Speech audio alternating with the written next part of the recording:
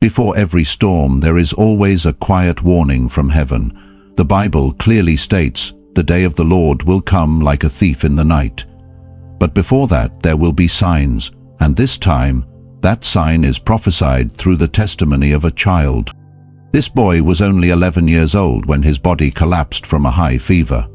But it was his soul, in that brief moment between life and death, that witnessed things that could completely change the way you view the end times.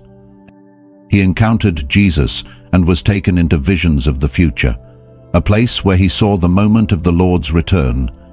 But what shook him the most wasn't who was taken up, it was who was left behind. Those who seemed ready were not chosen. Those praised on earth quietly fell into forgotten darkness. So what will the day of the Lord truly look like? Will you be taken, or will you be left behind? Watch until the very end, because this is not just another story. This is the final warning and a divine invitation. Before we begin, please leave your name and the city you're from. We want to pray for you, to call out your name before the Lord and stand together in faith. If this story stirs something in your spirit, we invite you to join the sacred mission God is unfolding through the Eternal Biblical Stories channel.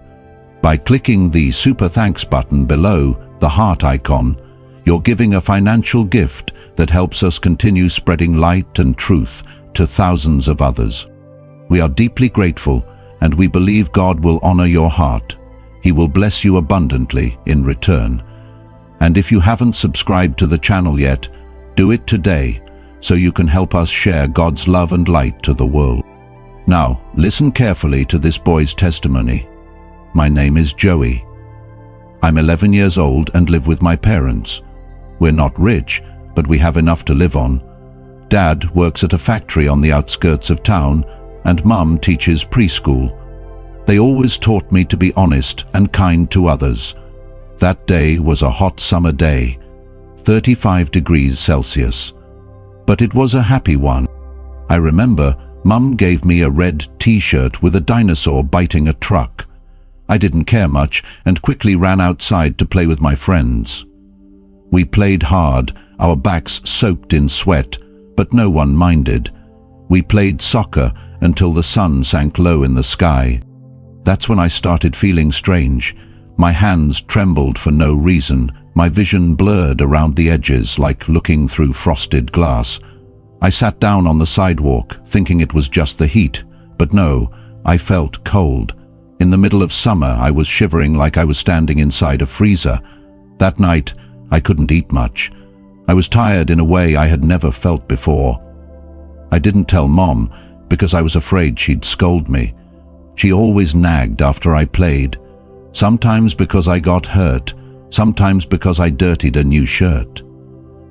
It felt like someone was pressing down on my head and my face burned.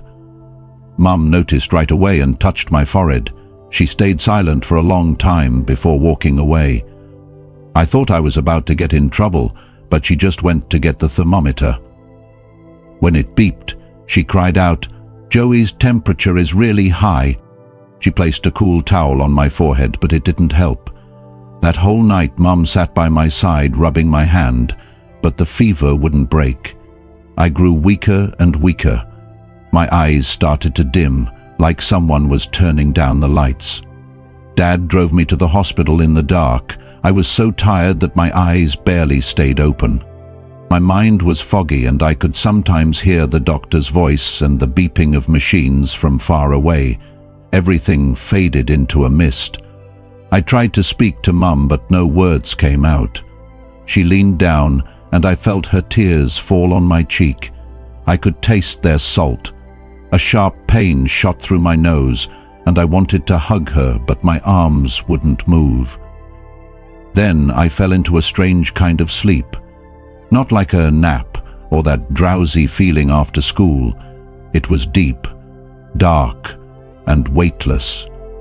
Everything became strangely silent. I didn't know what time it was or if I was still in the hospital. I called out for Mum, but no one answered. I tried to move through the darkness, but I wasn't even sure if I was walking because my feet didn't seem to touch anything.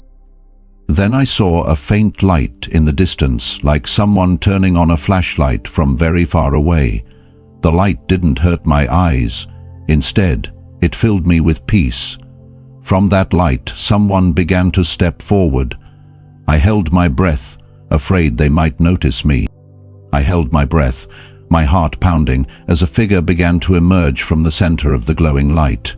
His footsteps made no sound, yet each step sent gentle ripples through the space around him, like waves on still water. He wore a pure white robe, flowing all the way to his feet, embroidered with soft golden patterns that shimmered like falling stars on snow. The robe drifted gracefully, as if it didn't need wind, and with every step he took, the dark ground beneath him became brighter. I looked up at his face, and I couldn't look away. His hair was long and brown, reaching his shoulders, glowing like late afternoon sunlight resting on polished wood. His eyes, his eyes. They were deep like the ocean and bright like a cloudless sky. They weren't ordinary eyes. When he looked at me, I felt completely seen. Not just my actions, but my thoughts, my fears, even the things I had never dared to say out loud. But instead of fear, I felt warmth, as if I had run through a long, cold winter and was finally wrapped in waiting arms. He didn't look like anyone from cartoons or the children's Bible storybooks. He wasn't handsome like a prince or strong like a superhero, but he carried a beauty that made you want to cry. The beauty of holiness, of perfect love, of someone who had always been there for you, even when you never thought of him. I had never met anyone who made me want to kneel down and run into their arms at the same time. I felt known, loved, welcomed. He smiled, not a big or dramatic smile, but enough to make all the darkness around me melt away. "Joey," he said in a warm voice, "you have been chosen to see the things that must come." I stood frozen. I wanted to ask, why me? Am I dreaming? But my throat was stuck.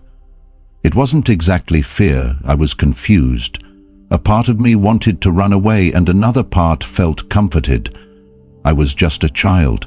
I had nothing special. But he stood there smiling, as if he had been waiting for me all along.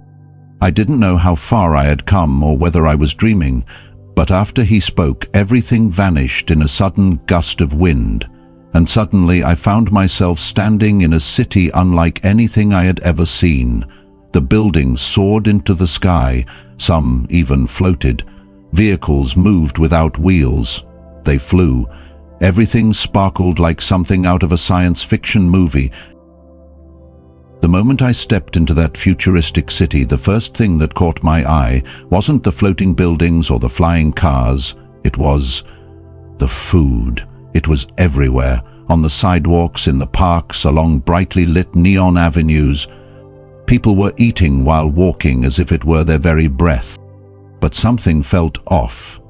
Even though the food looked mouth-watering, the air lacked the signature smell of real cooking. There was no scent of freshly baked bread, no sizzling sound of hot oil, no smoke rising from a grill. Everything was silent, spotless, and soulless. I walked closer to a restaurant that looked like a laboratory. White walls, cool LED lights, everything polished and sterile. There were no chefs, no servers. At the center was a massive machine, like a 3D printer my teacher once showed us in school, but so big it could fit a car inside. On the machine's screen was a dazzling digital menu. Spaghetti, cheeseburgers, pizza, BBQ ribs, pancakes. Every dish looked like a commercial photo. So perfect, it didn't even look real. A middle-aged man stepped up, selected a double cheeseburger, then waved his hand across the machine. A green light scanned his wrist, confirming the order. The machine let out a humming sound, then started to print the food, layer by layer. I stood, frozen, watching in disbelief as each element appeared, like some kind of tech sorcery. The bun, a perfectly round beef patty, melting cheese, ripe tomato, crisp lettuce. In just seconds, the food looked exactly like a TV ad. The man bit into it, and the crunch echoed loudly. He smiled and said, "Perfect." At first, I was completely fascinated. I thought to myself, if I had this machine, I'd be the most popular kid in school. My friends would always come over. I wouldn't have to watch my parents work so hard just to give us one good meal a day. But then, I turned. Jesus was standing beside me. He didn't say a word. His eyes were locked on the machine, silent but full of sorrow. Suddenly my vision expanded. I could see through the glossy shell of the machine. And what I saw was terrifying. The beef wasn't beef. It was a slimy brown paste made from crushed insect corpses blended with artificial scent chemicals. The cheese was synthetic powder mixed with yellow dye. The tomatoes and vegetables were molded from artificial gel shaped into familiar forms. But the most horrifying part was behind the machine, a massive container filled with maggots, beetles, crickets, and worms. These creatures were mercilessly ground up, combined with additives and synthetic protein, to create what humans now called food.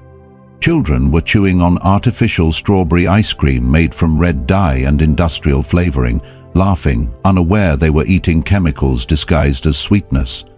Adults ate pizza, not realizing the melted cheese was synthetic mold and the oil was extracted from insects. I wanted to scream, "Stop! That's not real food!" But no one heard me.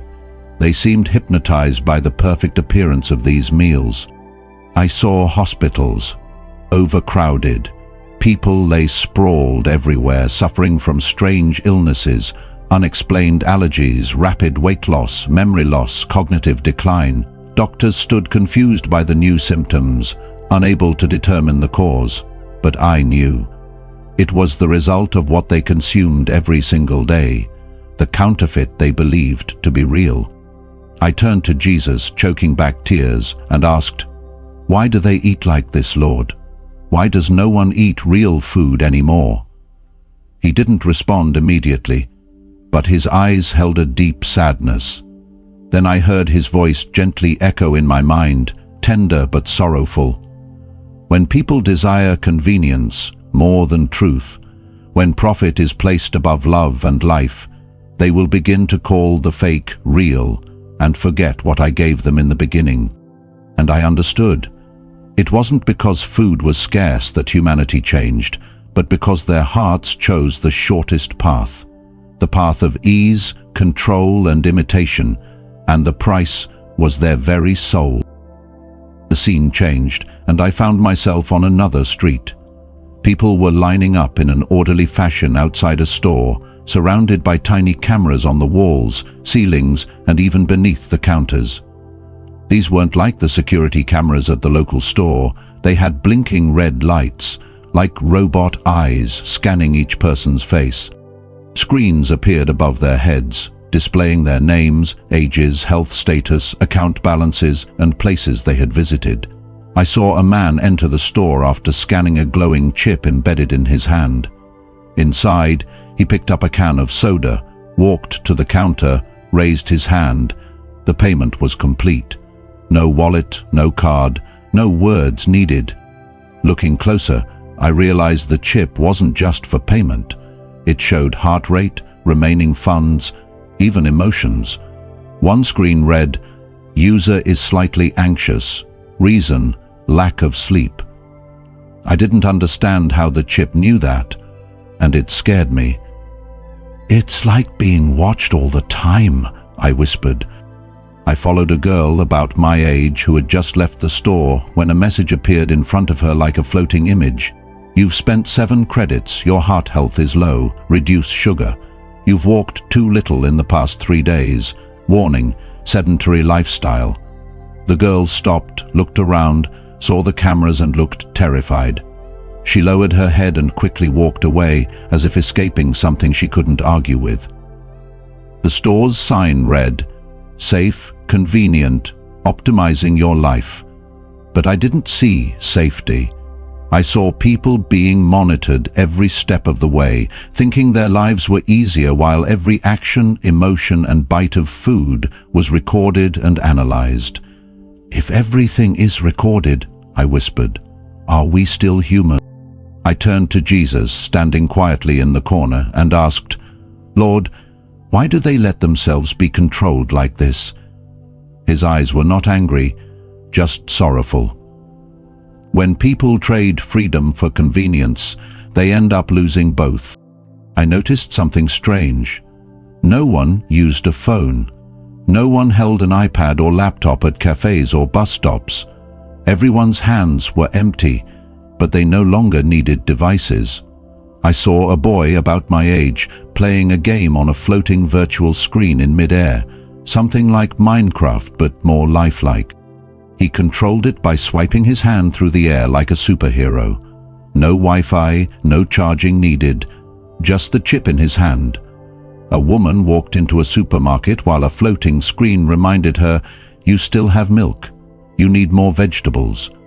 When she hesitated in front of an item, it whispered, "This is the best choice, optimal price." The device chose for her. At first, it seemed amazing. Who wouldn't want such devices? But then I noticed something troubling. People weren't talking to each other. They didn't laugh, didn't joke, didn't even look at one another. No one asked, "How are you?" or "Want to play?" Everyone stared at invisible screens, touching and swiping like they were hypnotized. "I've never seen a place so eerily silent," I whispered. "Does no one need each other anymore?" Jesus nodded gently. When people choose to connect with machines instead of hearts, they lose the meaning of life. I sat down, feeling like I had just watched a nightmare come true. I missed my old phone with its scratched screen and laggy games. I missed my mum calling me to dinner, my dad turning off the Wi-Fi when I was lazy with homework, and my friends gathering to play soccer and laugh out loud together. I wasn't afraid of technology. I was afraid people would forget themselves. The image of the soulless city faded away, like when Mum turned off the living room light, and suddenly I found myself standing alone in a vast, cold desert. There was no sun, no moon, only a thick darkness surrounding me, as if light had never existed. The sand beneath my feet was pitch black, fine but heavy, sinking deeper with every step, as though it wanted to pull me down. A cold wind swept by, not the cool breeze like at the playground, but sharp like knives, carrying the dry scent of dust that made me cough harshly. There were no sounds, no birds, no rustling leaves.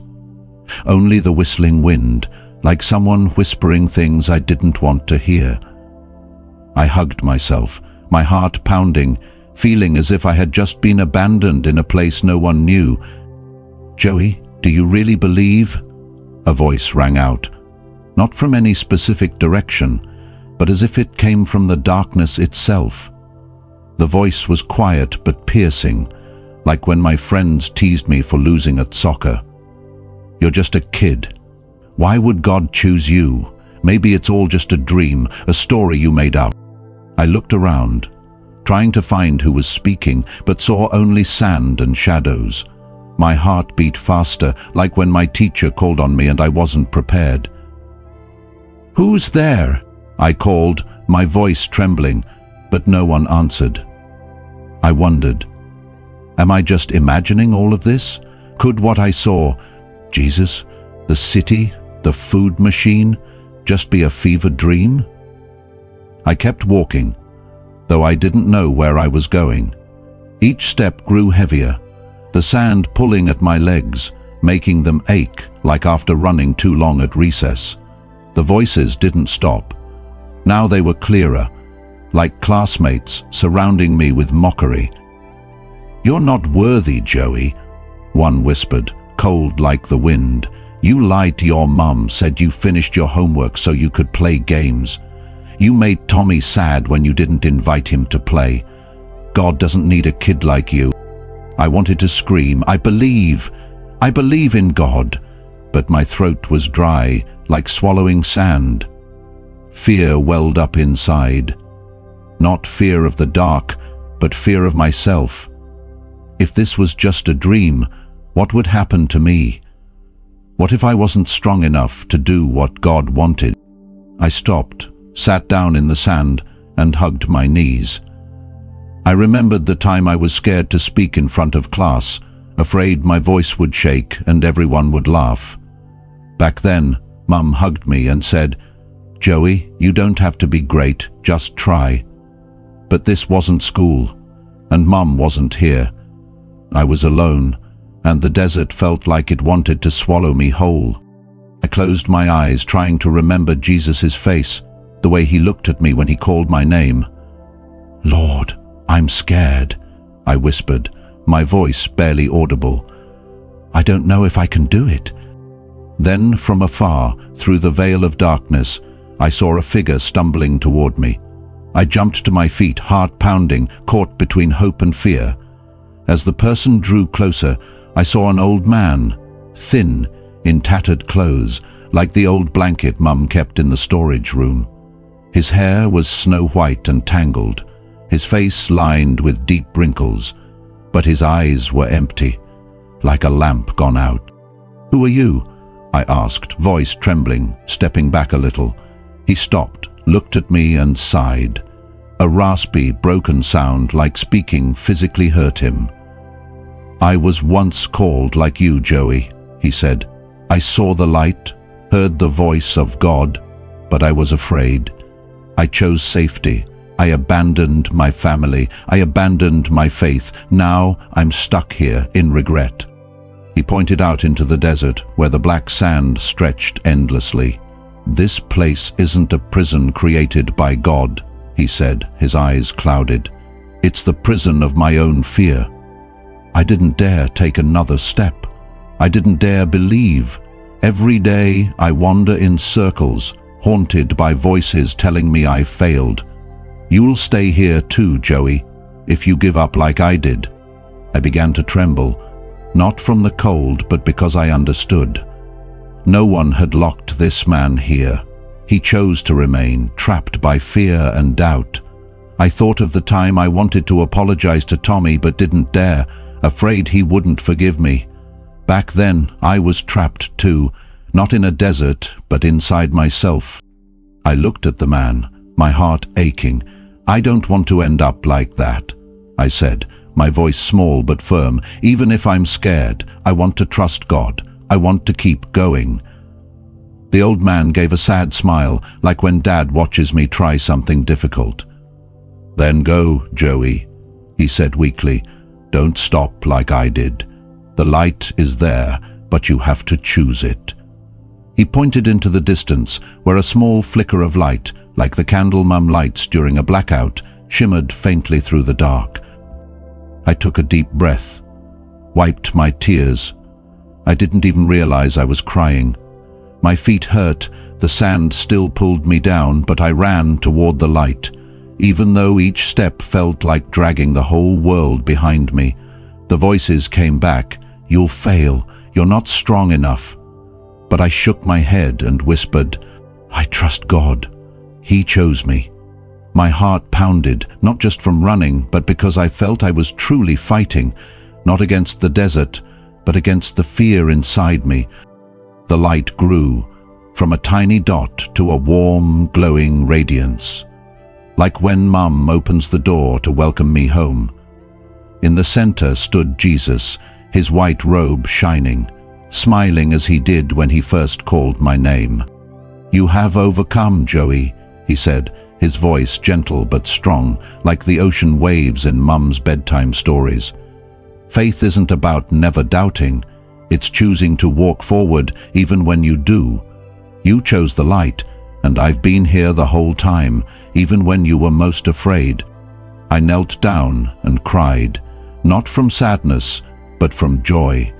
My tears fell onto the sand, and strangely, the ground beneath me began to glow, as if my tears had mingled with his light. "I thought I was alone," I whispered, looking up at him. He leaned down and placed his hand on my head. His hand was warm, just like when my mum stroked my hair when I was sick. "You are never alone, Joey," he said. "I am with you, through the desert, through the doubt, through every step." I stood up, feeling light, like when Mum forgives me after I've said sorry. The desert was still dark, but it was no longer frightening.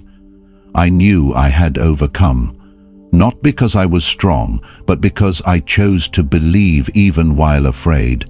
The light from Jesus surrounded me like an invisible embrace, reminding me that I was ready to move forward, to carry his message, even if the path ahead would be hard. If you've ever carried a doubt in your heart, don't hesitate to share it now in the comments. We're here to help you work through it. Or perhaps someone else who sees it will know just how to encourage you. Our community is built on love, faith, and mutual respect. And if you've walked through a desert like Joey, a place where no one sees your tears, where the voice of doubt echoes in your mind, please don't keep that to yourself.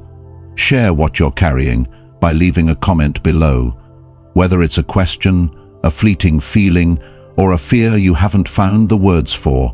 We are here to listen, and you might be surprised to discover how many others are ready to stand beside you in prayer and encouragement.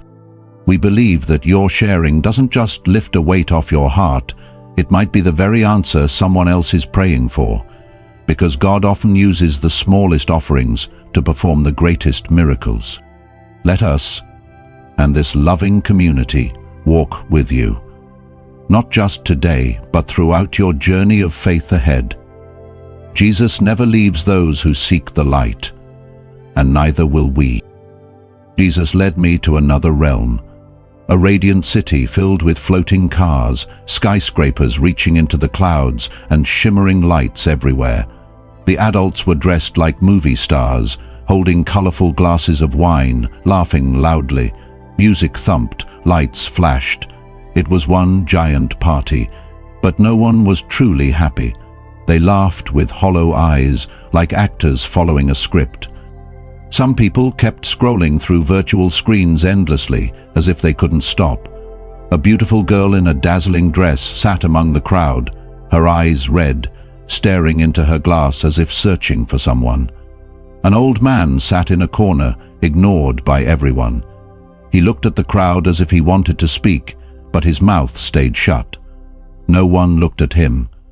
Two people fought over a diamond watch, their faces twisted with rage, words turned venomous. One person fell. The other snatched the watch without looking back. My heart ached, not out of fear, but a deep sadness. I wanted to scream. No one needs that much.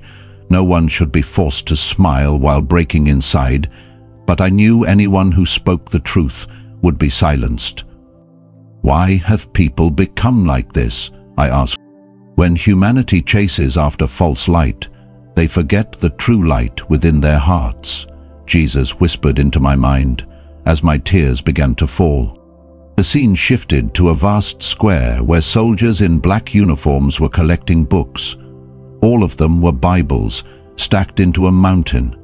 They poured gasoline and lit them on fire. The flames erupted violently, each crackle cutting into my heart. I wanted to scream, "Don't do that! That's not what I meant." An elderly woman stepped forward, clutching her Bible to her chest. A soldier approached, extending his hand and demanding, "Hand over the book, government orders." She shook her head calmly. "This is my life. I cannot give it up." The soldier drew his gun. My heart nearly stopped. I wanted to run to her, but my feet felt glued to the ground. Then, bang! I shut my eyes, but I didn't hear a body fall. When I looked again, I saw something I'll never forget. Before the bullet could reach her, a beam of light burst from the sky, warm and radiant, and she vanished. Only the Bible floated gently to the ground, landing open to the verse, "Blessed are those who are persecuted for righteousness' sake." I cried without knowing why. It wasn't fear. It was because I had witnessed a strange kind of power. Not muscle, not weapons, but faith. An ordinary person stronger than violence itself. Would I have the courage to hold on to the Bible, or would I surrender in fear? I didn't know, but I knew this: God was there, watching it all, and He never forgets those who stand for truth. Nearby, a trembling middle-aged man clutched his Bible, eyes darting in fear. He stepped forward toward the soldiers, bowed his head and said, "I don't want trouble, I surrender." But he wasn't released. A soldier attached a small device to his neck. It blinked with a soft blue light. Within seconds, the man's eyes turned blank, truly blank, like someone had switched off all the light inside. He stood upright, no longer afraid, but not because he was calm. He was no longer himself. He became a shell, a walking body, obeying orders without resistance. "Scan the area," one of the soldiers commanded. The man turned and walked like a machine, no will of his own. I watched in horror. How could fear and choice combine to make someone this? I felt both pity and a deep fear that reached into my bones. "Those who betray the light will be swallowed by the darkness," a voice whispered in my heart. I understood. Not everyone is forced to surrender. Sometimes they choose the easy way, the safe way. And in doing so, they lose everything, even themselves. "Lord," I whispered, "I don't want to become like that. Even if I'm afraid, I want to be with you." I felt a warmth in my chest, like an invisible embrace, as if God Himself heard me say it. "Thank you, my child. Joey, keep your heart shining." The vision shifted once more, and suddenly I found myself standing at the edge of a massive, shadowy chamber. The air was cold and heavy, as if the very walls breathed with a strange, invisible presence. The chamber was shaped like a dome, with walls that shimmered faintly with a bluish metallic light. The surface looked almost like glass, but it pulsed like it was alive. At the center of the room was a gigantic round table, crafted from obsidian-like stone that gleamed under the eerie illumination. Around it sat a group of men and women dressed in sleek, jet-black garments. Their faces were expressionless, their eyes devoid of warmth, like statues carved from ice.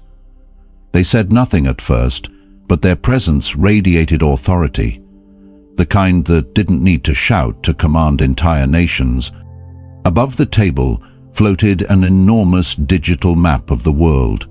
It rotated slowly, casting shadows across their faces. Tiny lights blinked across continents, each one a person, tracked, tagged, monitored. A thick silence filled the air until a woman stood up, her voice sharp enough to pierce the stillness. "We need tighter control," she said. "Some people are starting to question the system." Her tone was fierce, but when I looked closer I noticed the slight tremble in her eyes. Fear. Not fear of those she ruled, but fear of something deeper, something inside her.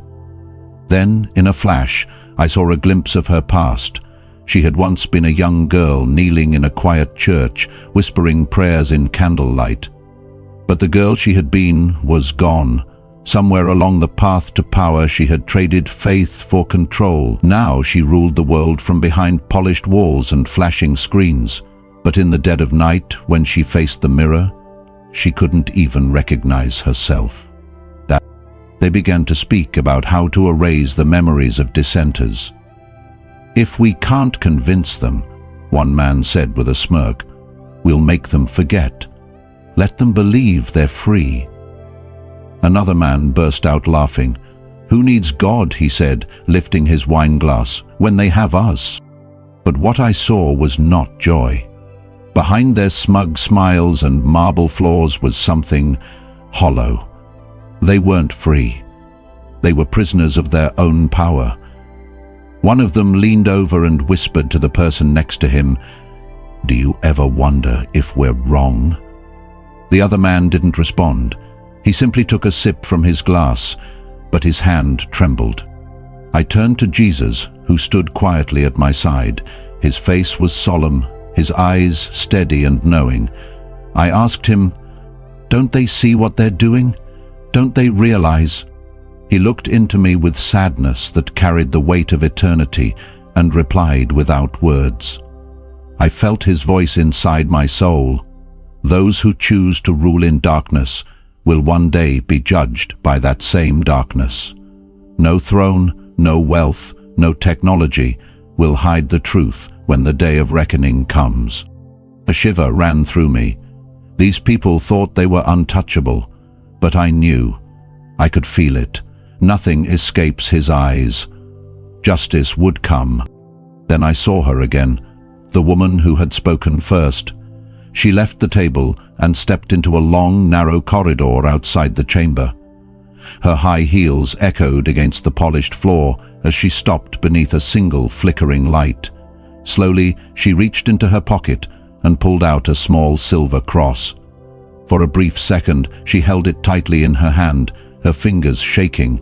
Then, as if it burned her, she threw it to the ground and turned away. I wanted to run to her, to cry out that there was still time, still mercy, still a way back. But before I could move, she disappeared into the shadows. My heart ached. Even those who seem so powerful are still human, still souls. But they had made their choice. They had chosen the path that leads not to greatness, but to ruin. If this part made you reflect, leave a comment below. Have you ever seen signs like this in today's world? What do you think is the greatest hidden threat quietly controlling people? Amen. I stood atop a high hill, the wind eerily still, and before me unfolded a scene for which nothing in life could have prepared me. Below, the world looked as if it were gasping its final breath. What were once bustling, brightly lit cities had become nothing but smoldering heaps of ruin. Towering buildings were shredded like paper, slumping amid oceans of fire. Thick black smoke rose in spirals, dense and suffocating, like demons crawling up from the abyss, draping the sky with angry, writhing clouds. They twisted together like massive serpents, shrieking in madness. The sounds of bombs echoed like thunder crashing directly into my chest. Children wailed, adults screamed in terror. Cries for help melted into one indistinguishable roar, a sound no longer fully human, more like the final breath of a dying earth. People scattered in all directions, clothes torn, faces caked in ash, clutching their heads with eyes so wide in panic that I couldn't bear to meet their gaze. I saw a mother clutching her unconscious child as she ran, tears streaming down her soot-streaked cheeks. When she tripped and fell, the child collapsed like a lifeless rag doll. But she held on, refusing to let go, refusing to accept that her child was gone. I wanted to run to her, to say something, anything, but my feet were frozen to the ground. All I could do was watch. The sky faded from grey to a filthy, polluted hue, as though every last drop of light had been drained. A massive tornado tore through the air like a beast unleashed, devouring buildings in seconds. The sea turned savage. I saw a wall of water as tall as mountains rush inland and sweep away entire coastal cities as though they had never existed. Then the earth itself began to crack open. Deep, gaping chasms split the land like the mouths of starving beasts, swallowing entire crowds before they could even scream. Silence fell in their wake. After that came the plagues. I saw gaunt figures lining the streets, bodies covered in festering sores, skin as dry and pale as ash. They lay curled up, gasping as if suffocating, hands twitching, reaching for help, but no one stopped. Ambulances raced past, empty. People avoided each other like lepers of death. Fear devoured compassion. The world had no tears left. Only a cold instinct to survive remained. I saw even the strongest fall to their knees. Some screamed out for God in desperation. Others cursed the heavens and punched walls until their fists bled. But most simply sat in silence, curled up in street corners, hugging their knees, their eyes empty. No one spoke anymore. No one held anyone's hand. They were like breathing corpses, just waiting for the next disaster. I noticed a young man sitting beside two lifeless bodies. He didn't cry. He just muttered something under his breath, something no one could understand. Maybe it was a late prayer or the last remaining fragment of a memory. I realized this was not just a war or a natural disaster. This was the end result of a long process in which humanity slowly lost itself. Bit by bit, they abandoned the truth in pursuit of comfort. They forgot to pray, forgot to love, forgot to forgive. They chose selfishness over sacrifice. They rejected the light, then blamed the darkness for spreading. This world didn't collapse in a day. It began to crumble from within.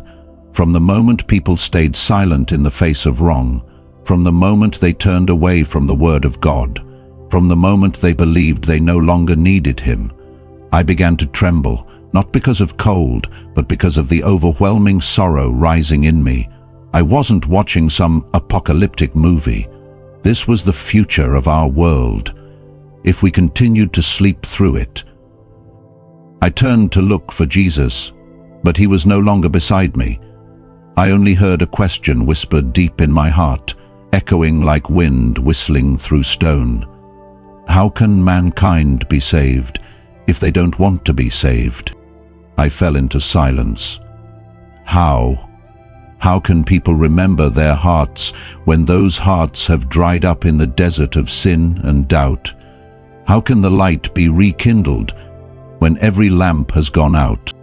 And then, like a tiny dot in an endless sea of night, I saw a flicker of light, small but unmistakable. It didn't come from fire, it didn't come from bombs, it wasn't from a screen or machine. It came from a person, kneeling, a person who was praying. It wasn't the light of destruction, it was the light of hope. Suddenly, the ashen sky tore open like a great curtain being ripped apart, and a radiant beam of light poured down, not just light, but the very essence of life itself. It was pure and warm, as if the love of the entire universe had been poured into a single moment. It didn't blind, it soothed. It dissolved every trace of dust and darkness with gentle peace. A sound rose, not thunder, but the song of angels, woven with the music of harps and the rhythm of ocean waves. My heart trembled like a string being plucked. I felt small, yet embraced by an immense power, as if God Himself was breathing through every cell in my body. From within the light I saw Jesus appear. He was not on a throne, but suspended in the sky, His white robe dazzling like the sun, and yet His eyes were as gentle as the moment He first called my name. Surrounding Him were millions of angels, not with simple white wings as in storybooks, but as beings of pure light. Each one radiated colors like a living rainbow, and together they sang a mighty hymn of praise. The sky became a crystal sea, shimmering like billions of jewels, reflecting His glory. It was so beautiful, I wanted to fall to my knees and weep. Then the rapture began. Those who were chosen began to rise, not by their own effort, but lifted by the invisible hand of God, as gently as leaves carried by the wind. A little boy clutched his mother tightly, both smiling through their tears, their faces shining with unspoken joy. The old man who had read his Bible every day in the park, through rain and storm, now stood tall, arms raised in praise, light crowning him like royalty. The woman who had held her Bible before the fire, her white dress flowing behind her, was lifted upward with a peaceful smile, as if all pain had vanished. I saw thousands, children and elders, ordinary people and those the world had forgotten, being taken up, each one called by name. The voice of the Lord echoed in their hearts, tender yet filled with unstoppable power. But not everyone rose. Many were left behind. They screamed, reaching for loved ones who slipped through their fingers like sand. One man stretched out his arms toward his wife, but she rose into the light while he fell back, eyes filled with regret. Some were dragged into a growing shadow that split open the ground, a deep, endless abyss where black smoke and cries of anguish merged into one. I heard the cries, "Please, give me one more chance," but the darkness swallowed them whole. My heart pounded, not from fear, but because I could feel the perfect justice of God. There was no need for lists, no counting. Yet he knew every heart. No one was forgotten. No one was judged wrongly. The rapture was not punishment, but the separation of light from darkness, just as he once separated day from night when he created the universe. Then a voice rang out, not from any one place, but from every corner of creation. It was deep like thunder, gentle like a breeze. "I have come to gather those who belong to me. Judgment is love. It is the light breaking away from the darkness." I dropped to my knees, tears falling freely. I felt smaller than dust, yet more loved than all the stars in the sky. A radiant light enveloped me, and I found myself in a place beyond dreams. The sky wasn't blue. It was living light, like millions of diamonds fused with rainbows. Each ray of light sang a song of life. Everything, the trees, the rivers, even the air, glowed with a soft brilliance as if bathed in the love of God. In front of me was the throne of God. It wasn't made of ordinary gold, but of living gold, emitting light and breath like the very heartbeat of the universe. Surrounding it were 4 heavenly beings, each with 4 faces. One of a majestic lion, one of a steadfast ox, one of a soaring eagle, and one of a compassionate human. They never stopped singing, their voices thundering like waterfalls in a language I didn't understand, yet my soul knew what they declared. "Holy, holy, holy is the Lord Almighty." A great book appeared in mid-air and opened on its own. Its pages shimmered like white fire, and every word danced like living flame, inscribing the names of those who had been saved. Then the voice of the Lord flowed, not through my ears, but like a river through my heart. "Joey, your name has been written, because you chose the light." I trembled, not from fear, but from overwhelming emotion. Each person was called by name, from the youngest child to the oldest elder. Some wept, some laughed, some fell to their knees, but no one was ashamed. God's love was unconditional. It did not see wounds or mistakes. It saw only the heart and the faith within. I wanted to stay forever in this place, where pain, fear, and loneliness no longer existed. The book opened, revealing each person's life like a vivid film. A woman cried out, "Lord, I have sinned, please forgive me."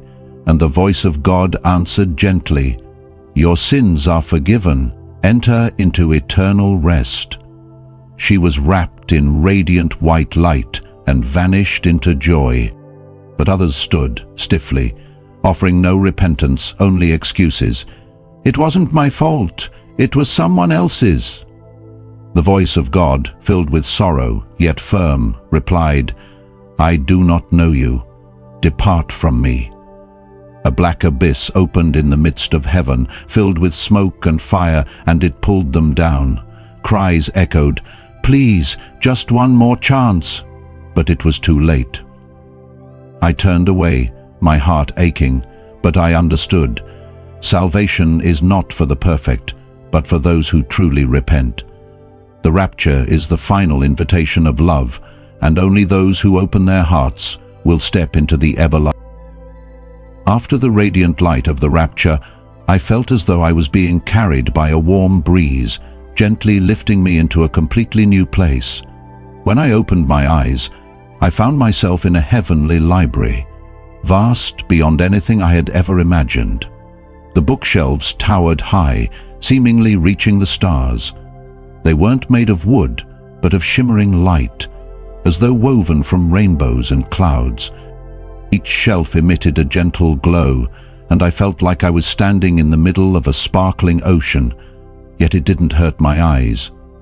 The air carried a soft fragrance, like the flowers my mother used to grow in our garden, but sweeter, almost as if God's own love was flowing through every breath. At the center of the library, in the midst of this boundless space, was a massive book, larger than my house, perhaps even larger than my school. It floated in the air without any support, radiating a warm golden light, like the morning sun that doesn't burn the eyes. The pages were thick and glistened like they were made of pearl, turning slowly on their own as if guided by an unseen hand. Each time a page turned, I heard a soft sound, like the wind chimes my mother hung on the porch, but deeper, more sacred, like a song from the heart of heaven. I stepped closer, my heart pounding. On the pages I saw names written in golden ink, glowing like fire that didn't consume. Each name shimmered in the air for a moment, then gently faded into the light, as if being called home to eternal rest. I recognized some names. Miss Mary, my kindergarten teacher who always told Bible stories with a gentle smile. Tommy, my friend who used to share half his sandwich with me when I forgot my lunch. Seeing their names made me smile. My heart warmed, knowing they were in a place of true joy. But then I searched for other names, people I had always thought were good. I thought of Mr. David, who used to give me candy at the corner store, and Lily, the older girl who helped my mum clean the church every week. But their names weren't there. I looked around, confused, feeling a knot in my throat. Lord, I whispered, why aren't their names here? Weren't they good? What did they do wrong? Jesus stood beside me, his white robe softly glowing, and his eyes were as gentle as my mother's when she looked at me while I was sick. He didn't answer right away. Instead, he placed his hand on my shoulder, as light as the wind. Joey, he said, his voice warm like an embrace. The rapture is not about being good in the way people think. It's not about giving candy, doing good deeds, or helping others. This book records the hearts that have opened themselves to my love and forgiveness. The ones who chose the light, even if they were small, even if they made mistakes. There are people who do good things, but their hearts don't truly belong to me. I blinked, trying to understand. So, it's not just about doing good, but really believing in you, loving you for real? I asked, my voice trembling. Jesus smiled, and his smile made me want to cry from joy. Yes, Joey, my love is not measured by actions, but by the heart. Those who repent, trust, and live for me. Their names are written here, even if the world doesn't know who they are. I looked at the book and saw a name I didn't recognize, a young girl, maybe my age, named Anna. I didn't know her, but an image flashed through my mind. She was kneeling by a window, praying for her sick little brother, even though she herself was hungry. She didn't have much, but she believed in Jesus, and her name glowed brightly on the page. I thought about the times I got mad at my mum for not buying me toys, or when I was selfish and didn't share my snacks with my friends. Am I worthy? I whispered, afraid. Jesus leaned down and looked into my eyes. "Joey, you are here because I called you. You are not perfect, but you opened your heart to me, and that is enough." Tears fell from my eyes, not from sadness, but because I knew he loved me, even though I was just a little boy. I wiped my eyes and looked back at the book. I saw my parents' names. "My mum and dad? Their names are here?" I asked, my heart pounding. He nodded. "They love me through the way they love you, Joey, but there are still many others who need the light." I thought about my friends, my neighbors, the people I saw every day. "Can I help them have their names written too?" I asked, my voice trembling with both fear and longing. I remembered the time I told a Bible story in class, even though I was shy, and a few classmates had listened. Jesus held my hand. His touch was warm, strong. "That's why you've seen all of this, Joey," he said. "You will carry my words back. You'll tell others what you saw, not to frighten them, but to invite them to open their hearts. Your words will be like a lamp, leading those who are ready toward the light." I felt a burden, but it didn't weigh me down. It was like when Mum asked me to take care of a flower, a task that was hard but made me want to try. "But I'm just a little boy," I said, looking down at my feet. "Who will listen to me?"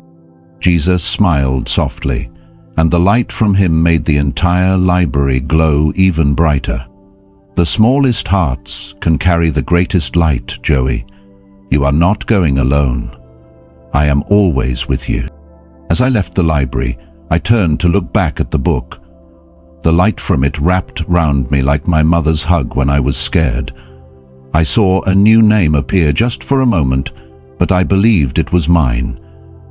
It made me tremble, not out of pride, but because I knew that every name was precious to God. I walked forward, carrying the promise to tell it all, no matter how afraid I was, no matter how hard it might be, because if God believes in a boy like me, then I must believe in him, and believe that my words could help someone else have their name written in that book of light. The scene before me blurred, like when my mom wiped the window glass clean, and suddenly I found myself standing in an immense field, stretching endlessly, as if there were no beginning and no end. The grass beneath my feet was soft and shimmered as if covered in silver dew. Each blade gently swayed, glowing faintly like tiny stars that had fallen to the earth. Above me, the sky was neither blue nor black. It was a shimmering veil, like millions of pearls interwoven with rainbow light. It radiated brilliance without hurting the eyes. The air was cool and fresh, like early morning when I run outside to play, but deeper, like I was breathing in God's love itself. Then I heard them. Voices. Not from any one direction, but from everywhere, like waves of the sea washing over me. There were thousands, maybe millions of them, blending together yet distinct. Each voice struck my heart like a soft hammer. One voice trembled, filled with regret. "I was wrong, Lord. Please give me one more chance."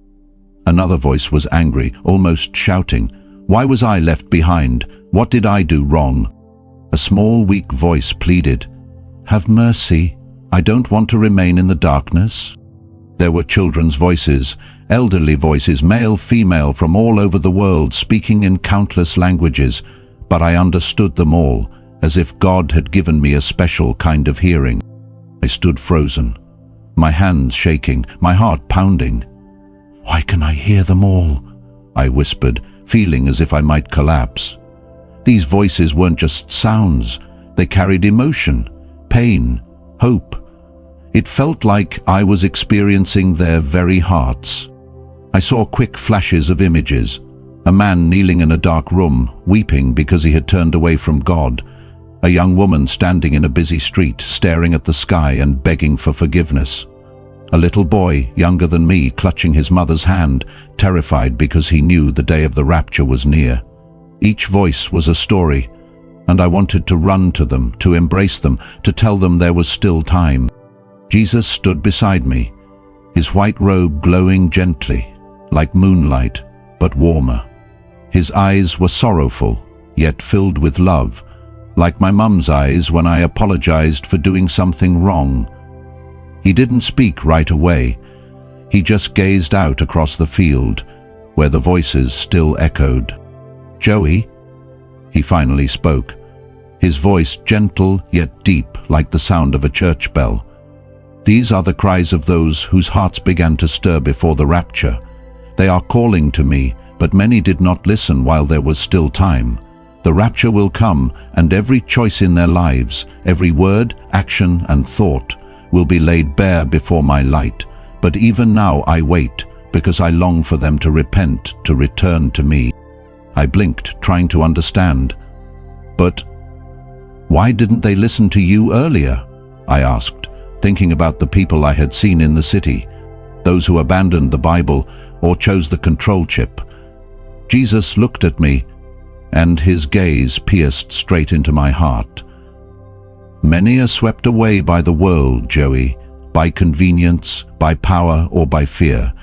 They believe they still have time, but the rapture is my final invitation of love. Those who open their hearts will be taken up. Those who remain closed will stay in the darkness." I felt a weight press onto my shoulders, like when Mum asks me to carry the heavy grocery bags from the store. I looked out across the field and heard a child's voice crying, "I'm scared, Lord."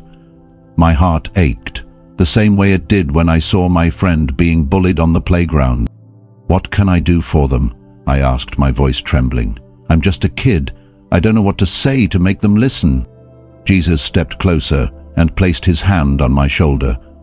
Though his hand was light, I felt strength in it, like when my dad hugs me after a long day of work. "Joey," he said, his voice serious but warm, "you were chosen not because you are a great speaker, but because your heart is sincere. You will carry my message to them. Tell them what you saw, the soulless city, the desert of doubt, the light of the rapture. Not to frighten them, but to invite them back to me before it's too late. Every word you speak will be like a seed, and I will make it grow in the hearts that are ready." I remembered the time I told a Bible story in class when the teacher asked us to talk about God. I was nervous, stumbling over my words, but Miss Mary smiled and said I did well. One classmate even came up to me after and asked, "Does God really love us?" I felt happy then, like I had done something. "But what if they don't listen?" I asked, looking down at my feet, afraid I might fail. "I don't want to make you sad." Jesus knelt down, lowering himself to my eye level, just like Mum does when she really wants me to listen. "Joey," he said, "not everyone will listen. But you are not carrying this burden alone. I am with you, and your words will reach those I've prepared. A single sincere word from you can be the light that leads someone back." He smiled, and the light radiating from him illuminated the entire field like the sun rising in the middle of the night. My heart warmed, the way it does when Mum hugs me after a nightmare. I stood up straight and took a deep breath. The wind across the field gently brushed my cheeks, carrying the voices with it. Softer now, as if they knew I was trying to help. "I will try, Lord," I said, my voice still shaky but more certain. "I'll tell everything, because you believe in me, and because someone out there needs to hear it." Jesus nodded, and the light from him felt like an invisible embrace.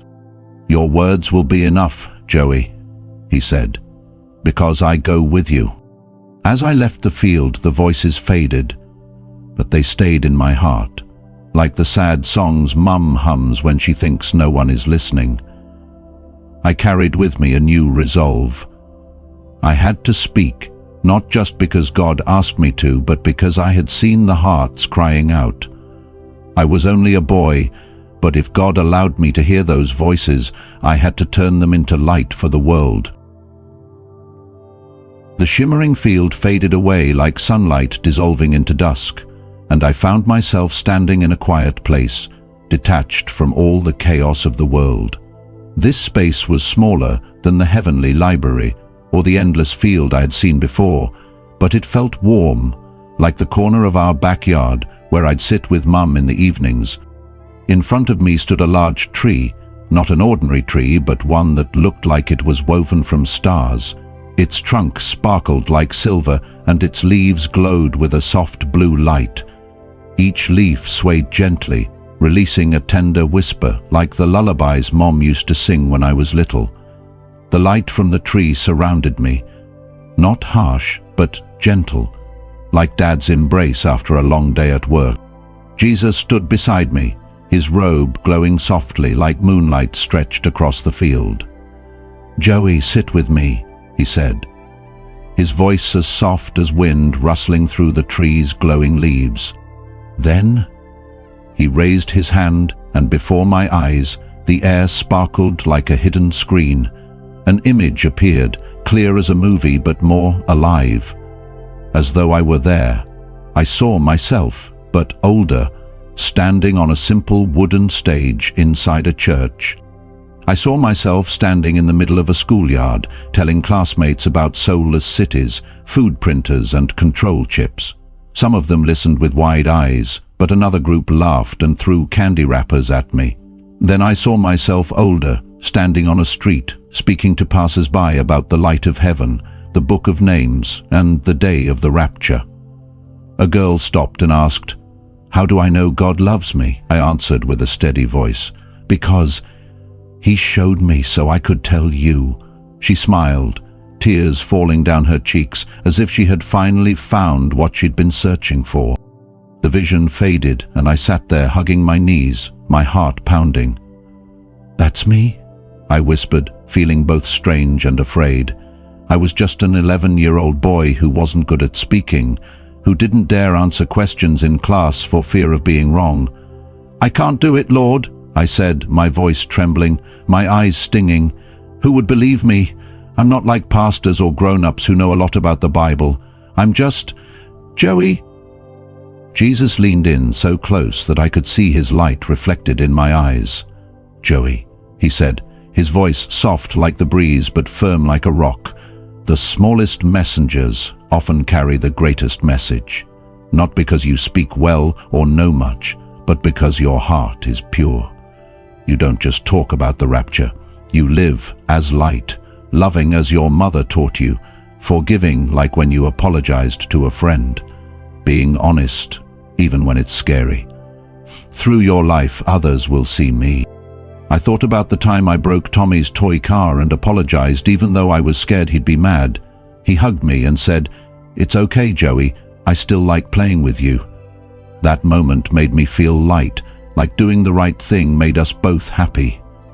"But what if I speak and they laugh?" I asked, remembering when classmates made fun of me for stuttering while reading aloud. What if they think I made it all up, or that I got it wrong? Jesus placed his hand on my shoulder, his touch warm, like when Dad holds my hand while crossing the street. "Joey, not everyone will listen, but every word you speak is a seed I plant. Some seeds will grow and some won't. But you do not carry this burden alone. I've given it to you, yes, but I will carry it with you, step by step, day by day." I felt strength from his hand, not a strength that made me a superhero, but like a small flame in my heart, making me want to try, even when I was afraid. I looked up at the tree, its leaves sparkling as if they were singing, and I remembered how my mother taught me that doing the right thing isn't always easy, but it's always worth it. "I will do it, Lord," I said, my voice still trembling but steadier than before. "I will tell them.